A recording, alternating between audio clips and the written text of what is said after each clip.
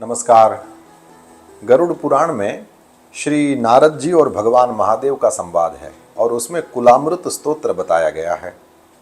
श्री नारद जी ने कहा कि हे त्रिपुरांतक भगवन, जो दुर्मतिपूर्ण मनुष्य संसार में काम, क्रोध और शुभाशुभ द्वंद्वों से तथा शब्दादि विषयों से बंधकर सदा से पीड़ित हो रहे हैं, उनकी जन्म मृत्यु रूपी संसार सागर से जिस उपाय द्वारा क्षण मात्र में विमुक्ति हो जाए, उसको हम आपसे सुनना चाहते हैं।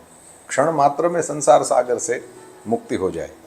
और भगवान महादेव ने उत्तर दिया है कि हे नारद, प्रसन्न चित्त होकर सदैव देवदेवेश अव्ययी भगवान विष्णु की प्रसन्नतापूर्वक सम्यक आराधना करनी चाहिए।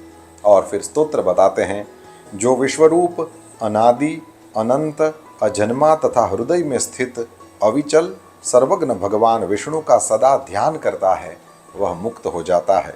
सदा ध्यायेत समुच्यते। शरीर रहित विधाता सर्वज्ञान संपन्न मन के रमण के अनन्य आश्रय अचल सर्वत्र व्याप्त भगवान विष्णु का सदा ध्यान करने वाला मुक्त हो जाता है। निर्विकल्प निराभास निष्प्रपंच तथा निर्दोष वासुदेव परम गुरु भगवान विष्णु का ध्यान करने से मनुष्य मुक्ति को प्राप्त कर लेता है।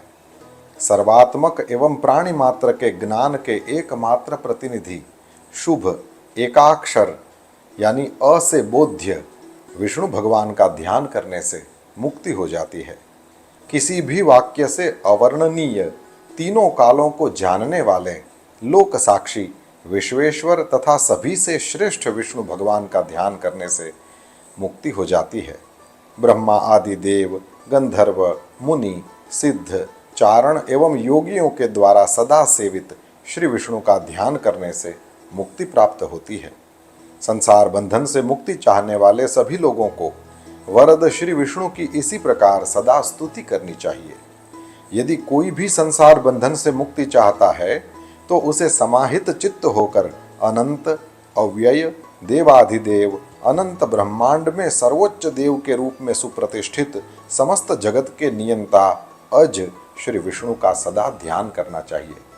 इस प्रकार कुलामृत स्तोत्र बता करके भगवान महादेव ने कहा है कि जो मनुष्य प्रयत्नपूर्वक नित्य इस स्तुति का पाठ करता है, उसके करोड़ों जन्म में किए गए पाप नष्ट हो जाते हैं।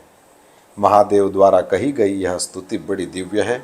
जो मनुष्य प्रयत्नपूर्वक इस स्तुति का नित्य पाठ करता है, वही अमृत तत्व अर्थात परम वैष्णव पद को प्राप्त कर लेता है।